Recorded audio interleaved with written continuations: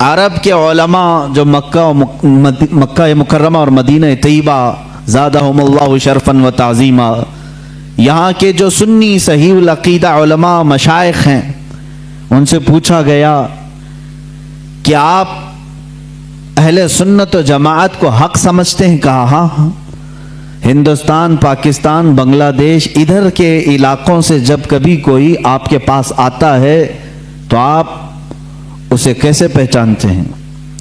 وہ خود بیان فرماتے ہیں، اذا جاءنا رجل من الہند، جب ہند سے کوئی آدمی ہمارے پاس آتا ہے تو ہم اس کے پاس پہلے ہی امام احمد رضا خان کا تذکرہ کرتے ہیں، پھر دیکھتے ہیں اس کے چہرے کو غور سے۔ علماء حرمین کہہ رہے ہیں ہم اعلیٰ حضرت کا ذکر اس کے سامنے کرتے ہیں کہ ہندوستان میں ایک مولانا ہیں جن کا نام احمد رضا خان ہے، بریلی سے تعلق رکھتے ہیں، فلاں فلاں کتابیں لکھے ہیں، ہم ان کا ذکر کرتے ہیں اور پھر اس کا چہرہ غور سے دیکھتے ہیں۔ اگر چہرے پر خوشی کے آثار نظر آئے تو ہم سمجھتے ہیں سنی صحیح العقیدہ ہے، اور اگر کڑنے لگے، جلنے لگے، پہلو بدلنے لگے تو ہم سمجھتے ہیں کہ وہ رجل من اہل البدع۔ وہ کہتے ہیں علماء حرمین ہم اسی بات سے سمجھ جاتے ہیں کہ یہ بدعتیوں میں کا کوئی بندہ ہے۔ یہ معیار ہم نے نہیں، علماء حرمین نے متعین فرمایا۔ یہ پہچان جو اعلیٰ حضرت کی بنی، یہ اللہ تبارک و تعالیٰ کے انعامات میں سے ایک انعام ہے۔ آج کیا آپ سب کو معلوم نہیں ہے کہ ہمارے اور دوسروں میں فرق کرنے والی ذات اعلیٰ حضرت کی ہے؟ اللہ تبارک و تعالیٰ نے انہیں بنایا، لوگوں کی کیا مجال ہے کس کو کیا بنائیں گے۔ بعض لوگ کہتے ہیں یہ بریلویوں نے مل کر کے سب بنا دیا ان کو۔ میاں بریلویوں نے مل کر کے اگر انہیں بنایا ہے تو تم بھی سارے مل کر کے ایک اعلیٰ حضرت بنا دو، ایسا کوئی اعلیٰ حضرت بنا دو۔ انسانوں کے بس میں نہیں ہے اللہ کے ولی کو بنانا، وہ اللہ جسے چاہتا ہے اپنا ولی بناتا ہے۔ ذالک فضل اللہ یؤتیہ من یشاء، وہ اللہ کا فضل ہے، وہ جسے چاہے عطا فرماتا ہے۔ اب میں آپ کو یہاں چند اصطلاحیں بھی بتاؤں۔ شریعت طاہرہ میں، ہمارے دین اسلام میں ایک اصطلاح بولی جاتی ہے مجدد۔ مجدد دین کو صحیح طریقے سے اپنے زمانے میں پیش کرنے والا۔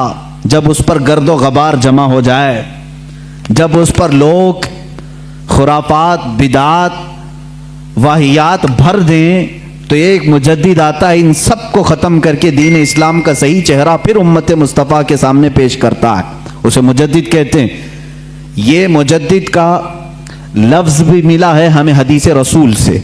اللہ کے حبیب صلی اللہ تعالی علیہ وسلم نے ارشاد فرمایا، سنن ابو داؤد کی حدیث ہے، ان اللہ یبعث لہذه الامة رأس كل 100 سنة من یجدد لها دینها۔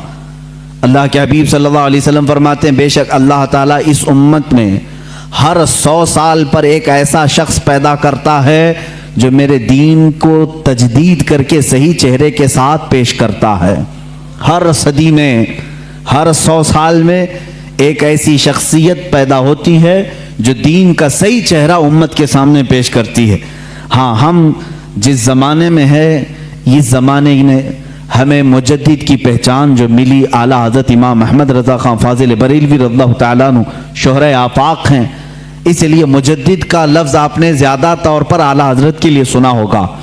اور اس سے قبل تقریباً 13 صدیوں تک مجدد آتے رہے۔ پہلی صدی کے مجدد حضرت سیدنا عمر ابن عبدالعزیز رضی اللہ تعالیٰ عنہ کو لوگوں نے فرمایا ہے، محدثین اور فقہاء نے فرمایا ہے وہ پہلی صدی کے مجدد تھے۔ دوسری صدی کے مجدد میں امام شافعی رحمۃ اللہ تعالیٰ علیہ کا نام پاک آتا ہے۔ اسی طرح کئی علماء ہیں، اس میں مجددین کی فہرست ایک طویل ہے۔ ایک زمانے میں کئی مجدد بھی ہو سکتے ہیں، ضروری نہیں کہ پوری دنیا میں ایک ہی ہوگا۔ تیسری صدی میں دوسرے مجدد آئے، چوتھی میں الگ آئے، پانچویں میں الگ آئے۔ امام غزالی رحمۃ اللہ تعالیٰ علیہ یہ بھی مجددین میں ہیں۔ اور اسی طرح سے 1000 سال کے بعد ہندوستان میں ایک مجدد آئے جن کو مجدد احمد فاروقی سرہندی مجدد الف ثانی کہا جاتا ہے، جنہوں نے اکبر کا لایا ہوا دین الہی ختم کیا اور دین مصطفیٰ کی پھر سے نشو و نما کی۔ وہ مجدد الف ثانی امام ربانی جن کا لقب ہے وہ احمد فاروقی سرہندی، ان کے بعد پھر مجدد آئے سیدنا عبدالعزیز دہلوی رحمۃ اللہ، شاہ عبدالعزیز محدث دہلوی رحمۃ اللہ تعالیٰ علیہ۔ 14ویں صدی کے حالات میں تھوڑے سے آپ کے سامنے بتا دوں، یہ 13 صدی کے جو مجدد آئے انہوں نے اپنے اپنے زمانے میں تجدیدی کارنامے فرمائے، ان کے زمانے میں جو چیلنجز تھے ان کا مقابلہ انہوں نے کیا، امت مصطفیٰ پر، دین مصطفیٰ پر آنے والی ساری بلاؤں کو انہوں نے دور کیا۔